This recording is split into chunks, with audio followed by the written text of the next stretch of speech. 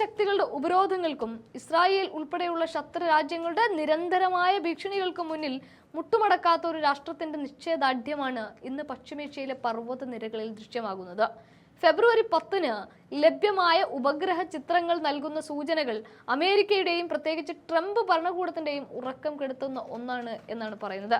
പണ്ട് മുറിവേറ്റ പാമ്പ് കൂടുതൽ അപകടകാരിയാകുമെന്ന് പറയുന്നത് പോലെ തങ്ങളുടെ ആണവ കേന്ദ്രങ്ങൾക്ക് നേരെ ഉണ്ടായ ആക്രമണങ്ങൾക്ക് മറുപടിയായി ഇറാൻ ഇപ്പോൾ ചാരത്തിൽ നിന്ന് ഉയർന്നു വരുന്ന ഫീനിക്സ് പക്ഷിയെ പോലെ കൂടുതൽ കരുത്തോടെ ഉയർത്തെഴുന്നേൽക്കുകയാണ്. നതാൻസ് ആണവ കേന്ദ്രത്തിന് തൊട്ടടുത്തുള്ള പിക്കാക്സ് പർവ്വതം അഥവാ മൗണ്ട് കൊളാങ് ഗാസ്ല എന്നറിയപ്പെടുന്ന പർവ്വത ഹൃദയത്തിലേക്ക് ഇറാൻ തങ്ങളുടെ ആണവ സ്വപ്നങ്ങളെ പറിച്ചു നട്ടിരിക്കുകയാണ്. ഉപഗ്രഹങ്ങൾ പകർത്തിയ ദൃശ്യങ്ങൾ പ്രകാരം പർവ്വതത്തിനുള്ളിലെ തുരങ്ക കവാടങ്ങൾ അതിശക്തമായ കോൺക്രീറ്റ് കവചങ്ങളാൽ ഇറാൻ സുരക്ഷിതമാക്കുകയാണ്.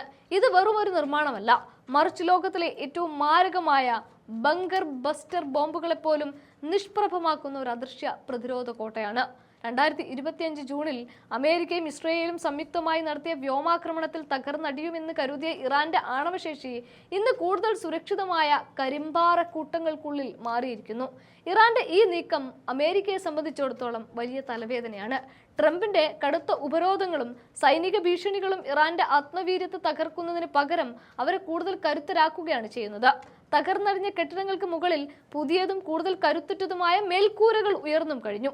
ശത്രുക്കളുടെ ചാരക്കണ്ണുകളിൽ നിന്നും അത്യാധുനിക ഉപഗ്രഹ നിരീക്ഷണങ്ങളിൽ നിന്നും തങ്ങളുടെ രഹസ്യങ്ങളെ മറച്ചുപിടിക്കാൻ ഇറാൻ പരീക്ഷിക്കുന്നത് നിശബ്ദ പ്രതിരോധമെന്ന തന്ത്രമാണ്. നതാൻസിൽ നിന്ന് ഏകദേശം 125 കിലോമീറ്റർ അകലെയുള്ള ഇസ്ഫഹാൻ ആണവ സമുച്ചയത്തിലെ കാഴ്ചകൾ ഇതില് വിചിത്രമായ ഒന്നാണ്. അവിടെയുള്ള തുരങ്ക കവാടങ്ങൾ ഇപ്പോൾ മണ്ണും പാറയും ഉപയോഗിച്ച് പൂർണ്ണമായും അടച്ചിരിക്കുകയാണ്. പുറമു നിന്ന് നോക്കുന്നവർക്ക് ഇതൊരു ഉപേക്ഷിക്കപ്പെട്ട ഇടമായി തോന്നുമെങ്കിലും ഇറാന്റെ ഏറ്റവും തന്ത്രപരമായ നീക്കമാണിത്. ഈ മൺപാളികൾ ബോംബുകളുടെ ആഘാതം ആഗിരണം ചെയ്യാനും ശത്രു രാജ്യങ്ങളിലെ കമാൻഡോകൾ ഉള്ളിലേക്ക് കടക്കുന്നത് തടയാനും സഹായിക്കും. ഏകദേശം 400 കിലോഗ്രാം ഉയർന്ന സമ്പുഷ്ട യുറേനിയം ഈ സുരക്ഷിത അറകളിൽ സൂക്ഷിച്ചിട്ടുണ്ട് എന്നാണ് കരുതപ്പെടുന്നത്. ഇത് ട്രംപിന്റെ കാലിനടിയിലെ മണ്ണൊലിച്ചു പോകുന്നതിന് തുല്യമായ വെല്ലുവിളിയാണ്. ആധുനിക യുദ്ധതന്ത്രങ്ങളിൽ ഡ്രോണുകൾ വഹിക്കുന്ന പങ്ക് തിരിച്ചറിഞ്ഞത് നതാൻസിലും ഇസ്ഫഹാനിലും അത്യാധുനിക ആന്റി ഡ്രോൺ കവചങ്ങളും ഇറാൻ സ്ഥാപിച്ചിട്ടുണ്ട്.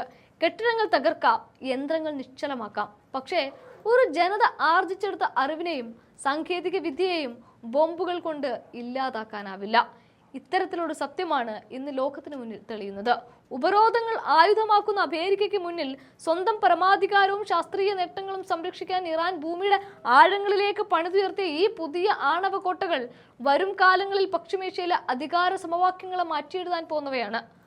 ആക്രമണങ്ങൾ കൊണ്ട് തളർത്താൻ ശ്രമിച്ചവർക്കുള്ള ഇറാന്റെ വ്യക്തമായ മറുപടിയായി ഈ അതിജീവനം ചരിത്രത്തിൽ രേഖപ്പെടുത്തും.